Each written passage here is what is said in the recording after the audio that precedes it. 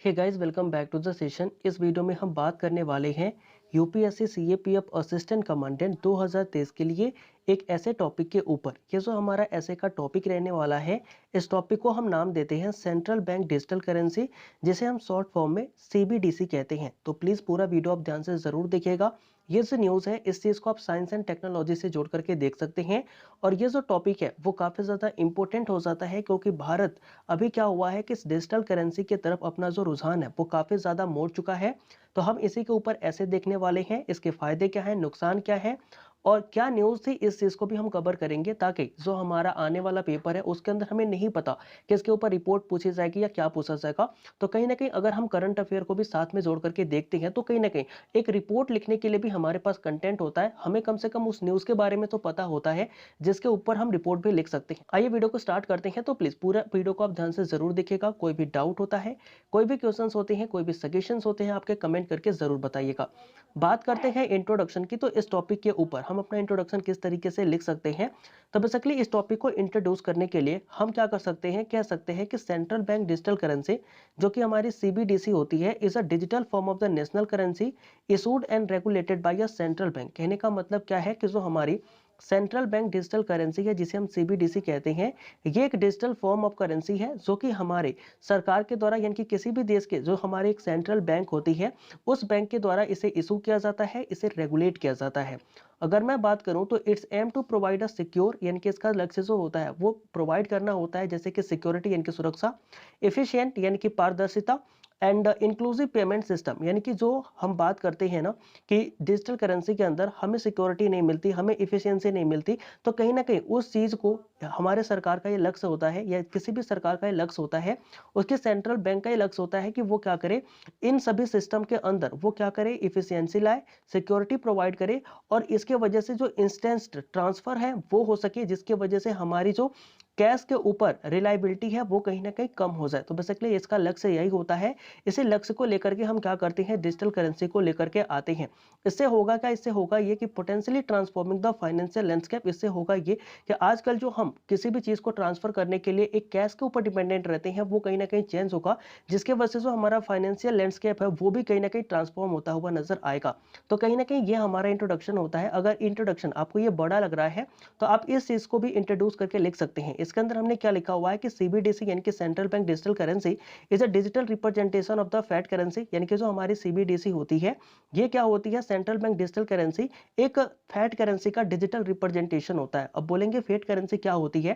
Fate currency वो currency होती है जो कि हम देखते हैं, जैसे कि हम बात करें, जैसे कि 100 रुपए के नोट हो गए, 500 रुपए के नोट हो गए, या फिर जो 10 के सिक्के हो गए, 5 के सिक्के हो गए ना, वह सभी हमारे फेट करेंसी कहे जाते हैं। तो उन्हीं फेट करेंसी का बेसिकली जब डिजिटल रिप्रेजेंटेशन करते हैं, तो उसी को हम सीबीडीसी कहते हैं, यानी कि सेंट्रल बैंक डिजिटल करेंसी कहते हैं। That is issued and banked by central bank, यानी कि इसे जो है वो इशू किया जाता है, जारी किया जाता है, और इसको बेसिकली सेंट्रल बैंक के द्वारा जो है वो बैक किया जाता है, इसे सपोर्ट किया जाता है। एट प्रेजेंट 5 कंट्रीज, अभी हम हाल फिलहाल की बात करें तो हमारे देश के अंदर नहीं बल्कि 5 ऐसे देश हैं जिन्होंने अपने आप को फुली लॉन्च कर लिया है एज अ डिजिटल करेंसी, यानी कि अपने आप के लिए उन्होंने डिजिटल करेंसी जो है वो पूरी तरीके से लॉन्च कर लिया है। तो ये बेसिकली हमारा इंट्रोडक्शन होता है। इस तरीके से आप दोनों में से किसी भी इंट्रोडक्शन का आप चुनाव कर सकते हैं अपने ऐसे के अंदर इस चीज को इंट्रोड्यूस करने के लिए। अब हम बात करेंगे कि वाई इन न्यूज, यानी कि ये जो खबर थी वो न्यूज में क्यों थी। तो अगर हम बात करें इस न्यूज की, तो ये न्यूज क्या था कि the launch of the e rupee pilot by the Reserve Bank of India RBI in 2022 marked as the new milestone for the digital payment. यानी कि 2022 के अंदर हुआ क्या कि जो भारत के रिजर्व बैंक ऑफ इंडिया है, उसने ई रूपी को जो है वो पायलट बेसिस पर स्टार्ट करने का बेसिकली निर्देश दिया, या फिर उन्होंने क्या किया कि जो हमारे देश के अंदर जो आरबीआई है, उसने एक बोल सकते हो कि बहुत बड़ा अनाउंसमेंट किया। उन्होंने ई रूपी नाम की जो डिजिटल करेंसी है उसे लॉन्च किया। बैक्ड एंड ब्लॉकचेन टेक्नोलॉजी, ये केस पे आधारित थी कि हमारी ब्लॉकचेन टेक्नोलॉजी के ऊपर जो है ये हमारी करेंसी जो है वो आधारित है।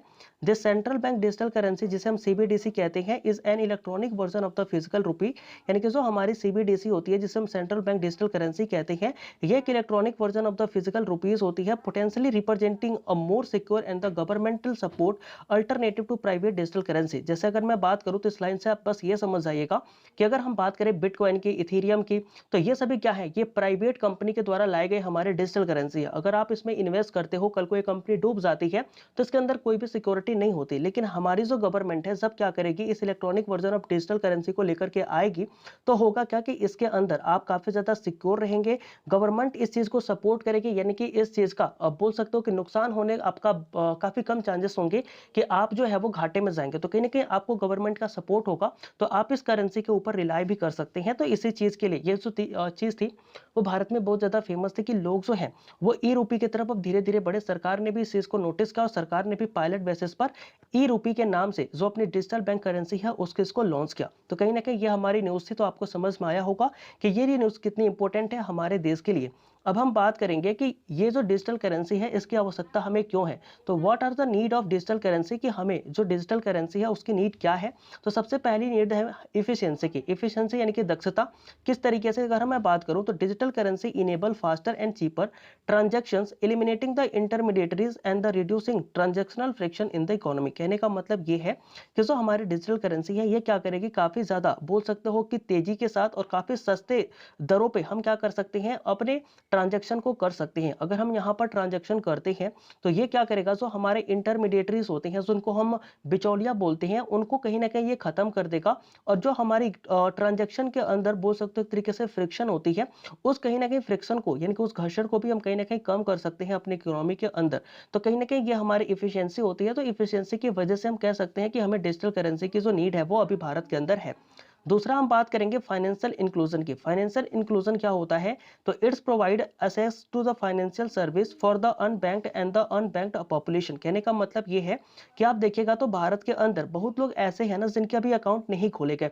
सरकार ने इसी योजना के अंतर्गत सरकार ने जब देखा कि भैया बहुत लोगों के ऐसे पर्सन है जिनके बैंक के अंदर अकाउंट ही नहीं है, तो सरकार ने जन धन योजना के तहत कई लोगों के बैंक में खाते भी खुलवाए। 500 रुपए के ऊपर जो है वो खाते खुलने स्टार्ट भी हो गए। तो क्या हुआ कि सरकार ने जब ये चीज देखी तो कहीं ना कहीं हम भी तो इसके बारे में सोच सकते हैं। तो कहीं ना कहीं ऐसे लोग जो कि बैंक के अंदर जिनका खाता नहीं है, जो बैंक से जुड़े हुए नहीं है, तो उनको क्या किया जा सकता है, इसके माध्यम से हम बैंक से जोड़ सकते हैं, या फिर बिना बैंक में जाए ही भी हमारे इकोनॉमिक ग्रोथ के लिए कहीं ना कहीं अपना योगदान जो है वो दे सकते हैं। तो ये फाइनेंशियल इंक्लूजन के अंदर ये पॉइंट आप लिख सकते हैं।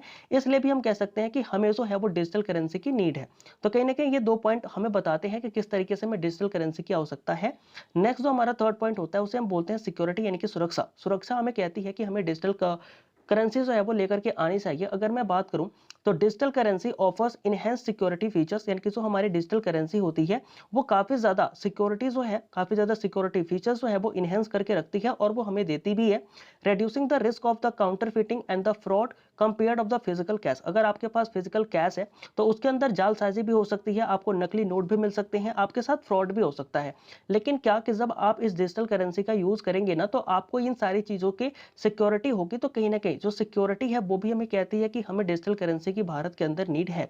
नेक्स्ट हम बात करेंगे अपने फोर्थ पॉइंट की, जो कि होती है monetary policy. Monetary policy tools जो है वो भी हमसे कहते हैं कि हमें जो है वो डिजिटल करेंसी लेकर के आनी चाहिए। अगर मैं बात करूं तो central bank can utilise digital currency to implement and control the monetary policies efficiently. कहने का मतलब ये है कि जो सेंट्रल बैंक डिजिटल करेंसी है ना, ये क्या करेगी, ये जब इंप्लीमेंट हो जाएगी ना, तो इसके इंप्लीमेंट से होगा क्या कि जो हमारी मॉनेटरी पॉलिसीज है, जैसे अगर मैं बात करूं ना, तो मान लीजिए कि अभी आप भारत सरकार से पूछेगा तो उसको जो पैसे बनाने होते हैं, पैसे की सुरक्षा करने के लिए, उसकी देखरेख करने के लिए बहुत सारे जो एडिशनल टूल हैं उनकी आवश्यकता पड़ती है। ये भी आप मानते होंगे। अगर आप सिंपल सा उदाहरण ले लो ना, तो अगर आपके पास भी पैसे हैं, तो अगर आपको बारिश में भीग रहे हो तो पैसे को बचाने के लिए क्या करोगे, तमाम तरीके की चीजें करोगे ना। तो सरकार भी ऐसे करती है, तो इसके लिए बहुत सारे टूल जो है वो सरकार को भी लग जाते हैं। लेकिन क्या होगा कि जब हम डिजिटल करेंसी लेकर के आएंगे तो उसकी जो स्टेबिलिटी होगी, जो हमारी इकोनॉमिक स्टेबिलिटी होगी, वो कहीं ना कहीं स्थिर हो जाएगी। ऐसा क्यों है, क्योंकि हमें ज्यादा से ज्यादा जो पैसे है ना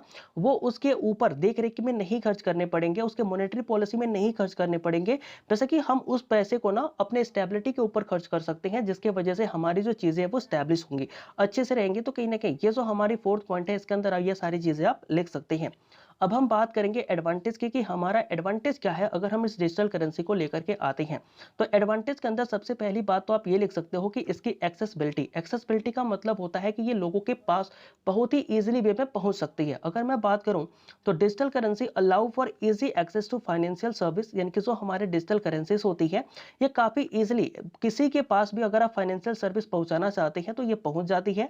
enabling anyone with an internet connection to participate in the economy, यानी कि आपके देश के अंदर आप किसी भी पर्सन को ऐसा जानते हो जो कि इंटरनेट से जुड़ा हुआ है, तो आप उसको क्या कर सकते हो, इकोनॉमिक ग्रोथ के अंदर पार्टिसिपेशन के लिए उसे प्रेरित कर सकते हैं, वो भी इसके अंदर पार्टिसिपेट कर सकता है।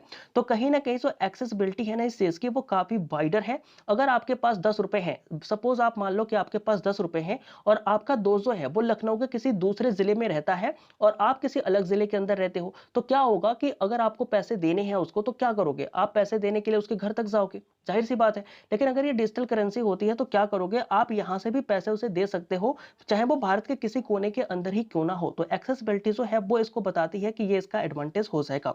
फिर हम दूसरा बात करते हैं लोअर कॉस्ट, यानी कि इसकी काफी कम फीस होती है जब भी हम ट्रांजैक्शन करते हैं, तो वो भी हमारे लिए एडवांटेज है। जैसे मैं बात करूं तो transaction conducted with the digital currency can have a lower fees compared to the traditional financial system, benefiting business and the customers। कहने का मतलब यह है कि जब भी हम ट्रांजैक्शन करते हैं, जैसे आप लोग तो ट्रांजैक्शन कम ही करते हो, लेकिन आप में से भी कई लोग ऐसे होंगे जो कि काफी ज्यादा ट्रांजैक्शन करते होंगे, तो उस समय क्या होता है कि हमें बैंक को एक ट्रांजैक्शन फीस पे करनी होती है जो कि कई बार काफी ज्यादा हो जाती है। लेकिन हम क्या करेंगे, जब इस डिजिटल करेंसी का पेमेंट करेंगे, ट्रांजैक्शन करेंगे ना, तो हमें काफी कम फीस जो है वो पे करनी होती। तो इसका फायदा जो है वो कहीं ना कहीं बिजनेसमैन को मिलने वाला है और साथ में जो कस्टमर है उसे भी कहीं ना कहीं फायदा मिलने वाला है। तो हम कह सकते हैं कि ये इसका दूसरा एडवांटेज होता है, इसलिए हम कह सकते हैं कि हमारे देश के अंदर भी इस चीज को लाना चाहिए और सरकार जो कर रही है वो काफी सही काम कर रही है। फिर हम बात करेंगे ट्रांसपेरेंसी की। भैया देखो, ट्रांसपेरेंसी का मतलब होता है कि आप क्या कर रहे हो, पारदर्शिता कर रहे हो। जैसे कि अब मैं आपको सिंपल से एग्जांपल देकर समझाना चाहता हूं कि मान लो आपने किसी को रुपए निकाले, 500 रुपए आपने बैंक खाते में से निकाले और किसी को दे दिया। अब आपको पता नहीं है कि आपके बैंक में कितने पैसे हैं, तो आप क्या करोगे, पासबुक को जाओगे, प्रिंट कराओगे, आपको पता चलेगा।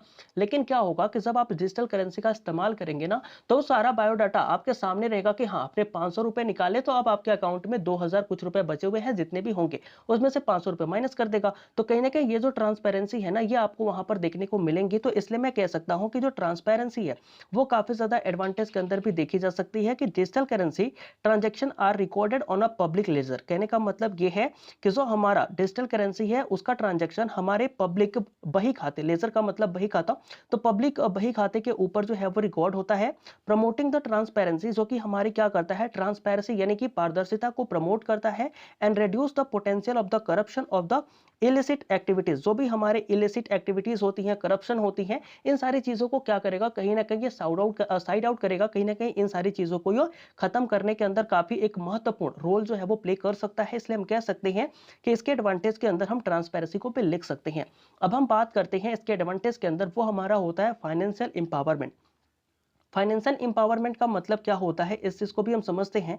Digital currency empower individual to have a greater control over their finances. कहने का मतलब ये है कि मान लो आपके बैंक में खाता है ना, आपके बैंक के अंदर पैसा है ना, तो वो सिर्फ आप जानते हो, आपको पता है, आप जहां चाहोगे ना वो पैसा वहीं जाएगा, ये कोई दूसरा नहीं कर सकता। आपके जो जितने भी फाइनेंशियल मैटर है, जो भी आपका फाइनेंशियल प्रोडक्ट है जो कि आपने जमा करके रखे हुए हैं, वो सिर्फ आपके ही कंट्रोल में होगा। तो कहीं ना कहीं ये जो फाइनेंशियल इंपावरमेंट है वो ये कहती है कि digital currency empower individuals to have a greater control over their finances, यानी कि उनके अपने फाइनेंस के ऊपर काफी अच्छे से कंट्रोल होता है। Eliminating the need of the intermediaries, वो क्या करती है, जो भी हमारे बिचौलिए होते हैं उनकी नीड को कहीं ना कहीं ये खत्म कर देती है, एलिमिनेट कर देती है।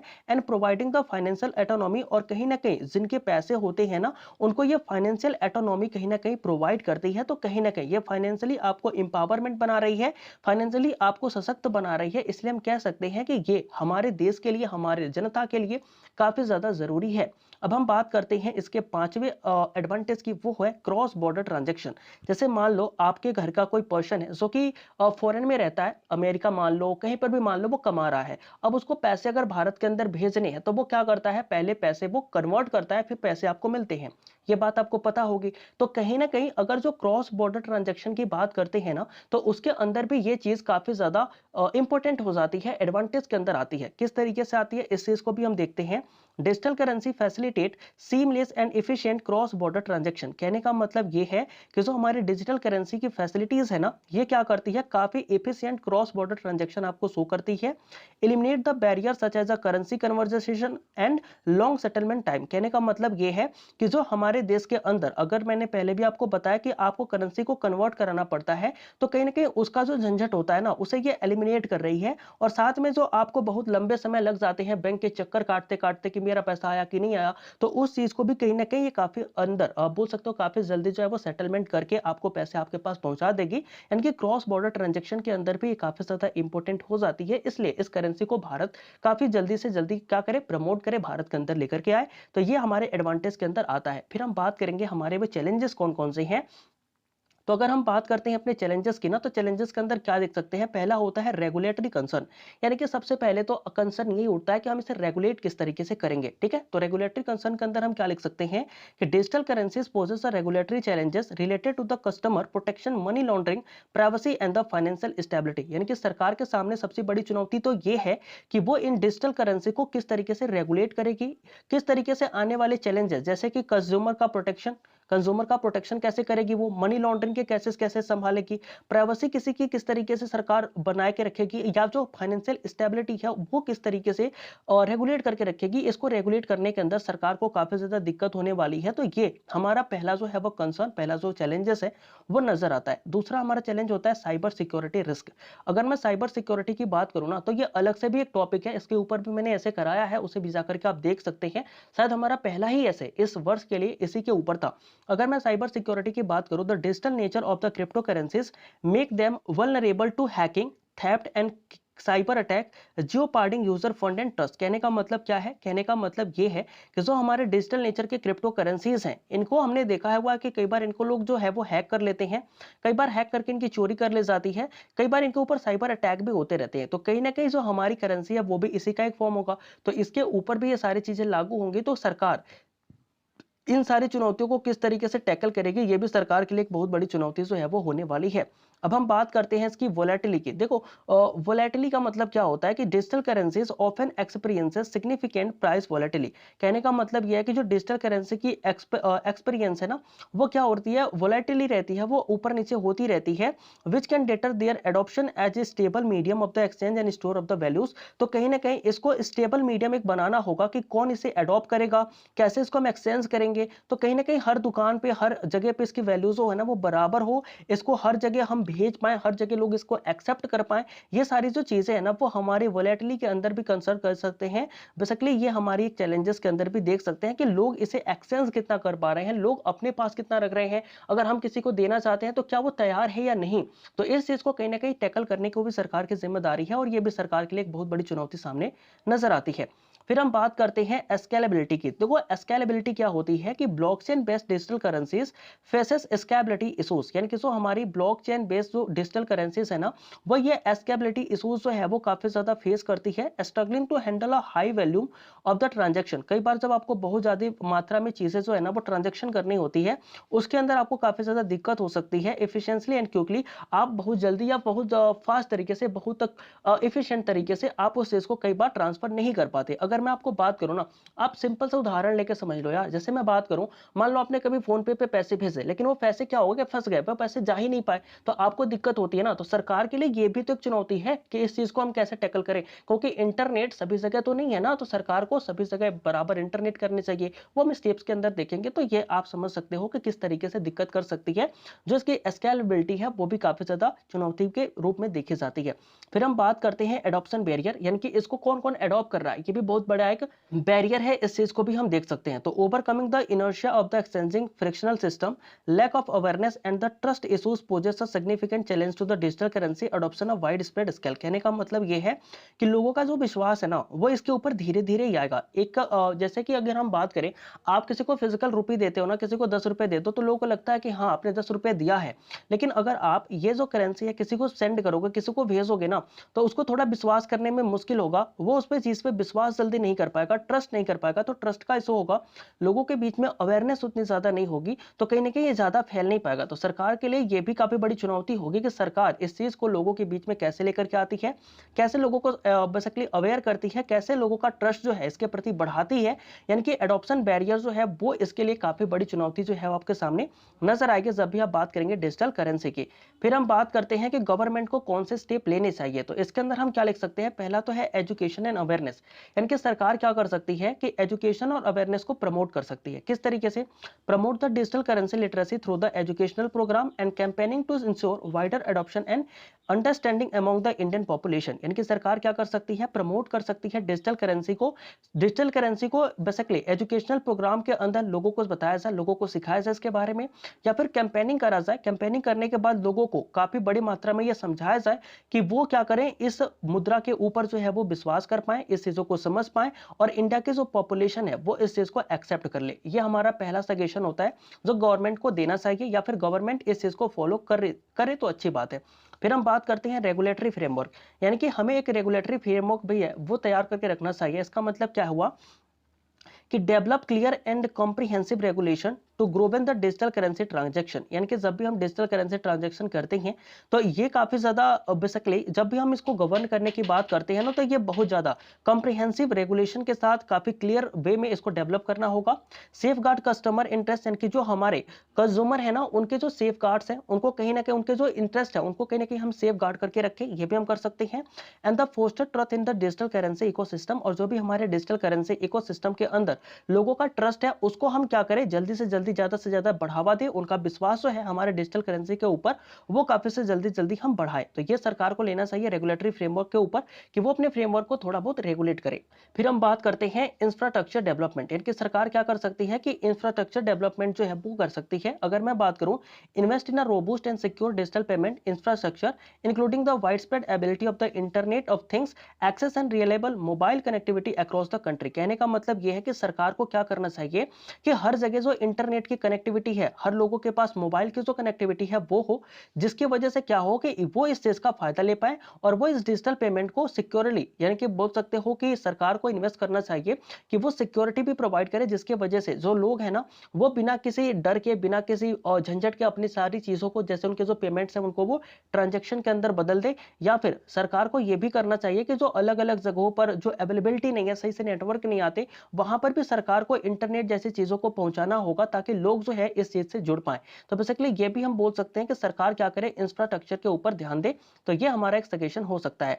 चौथा हमारा सजेशन क्या होता है कि कोलैबोरेटिव पार्टनरशिप, यानी कि सरकार क्या करे, किसी के साथ कोलैबोरेटिव पार्टनरशिप कर ले। जैसे मैं बोलूं, foster the partnership between the government agencies, यानी कि जो हमारी गवर्नमेंट की एजेंसीज हैं उनके बीच में क्या करना चाहिए, एक पार्टनरशिप करना चाहिए। फाइनेंशियल इंस्टीट्यूशंस के बीच में पार्टनरशिप करना चाहिए एंड टेक्नोलॉजी कंपनी के बीच में हमें क्या करना चाहिए, एक पार्टनरशिप बिल्ड करना चाहिए। ये जो पार्टनरशिप होगी वो क्या करेगी, ड्राइव द इनोवेशन, ये अलग अलग तरीके हमें बताएगी। Create a user friendly digital currency, ये यूजर के लिए जो अच्छे से अच्छा डिजिटल करेंसी हो सकता है उसको बनाने का ये काम करेगी और उनको कहीं ना कहीं एक प्लेटफॉर्म भी देगी। And enhance the financial inclusion in India, और भारत के अंदर जो फाइनेंशियल इंक्लूजन है उसको भी कहीं ना कहीं ये बढ़ावा देगी। तो कहीं ना कहीं आपने भी सुना होगा कि एक से भले दो, वही बात है कि गवर्नमेंट तो कर ही रही है, लेकिन गवर्नमेंट क्या करती है, अगर फाइनेंशियल इंस्टीट्यूशंस के साथ जुड़ती है, यानी कि बैंक के सिस्टम के साथ जुड़ती है, या जो हमारे टेक्नोलॉजी वाली कंपनियां हैं उनके साथ जुड़ती है, तो इसे और भी अच्छे तरीके से हम लोगों के सामने रिप्रेजेंट कर सकते हैं।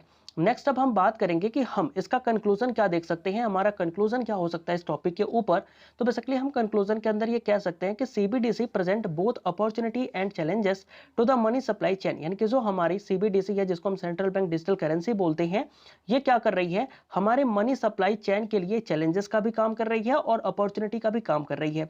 Posing a risk to financial service ecosystem, ये क्या कर रही है, बेसिकली जो भी हमारे फाइनेंशियल सर्विस इकोसिस्टम है, जो कि पूरी की पूरी हम फाइनेंशियल सर्विस इकोसिस्टम की बात करती हैं, तो कहीं ना कहीं उसके लिए एक ये रिस्क भी है। ओवर द लास्ट डिकेड, अगर मैं पीछे दशकों की बात करूं, जो हमारे पीछे 10 साल रहे हैं, 2001 से लेकर के 2010 तक देख लीजिए, 2010 से 2020 तक के बात कर लीजिए, वहां पर क्या हुआ कि India has been at the forefront of the digital innovation. Bharat जो है वो डिजिटल इनोवेशन के रूप में काफ़ी आगे रहा है, काफ़ी आगे बढ़-चढ़ के पार्टिसिपेट किया है। अगर आपको याद होगा ना, तो आपने जब अपनी जर्नी स्टार्ट करी होगी ना, तो आपके हाथ में वो छोटी-सी मोबाइल हुआ करती होगी, नोकिया वाली। लेकिन आज आप देखो कितने महँगे-महँगे, कितने डिजिटली एडवांस आप फ़ोन जो है वो इस्तेमाल कर रहे हैं। तो कहीं न कहीं जो हमारा इंडिया है ना, वो बीते 10 सालों के अंदर काफ़ी ज़्यादा डेवलप कर चुका है और डिजिटल इनोवेशन के अंदर काफ़ी आगे है।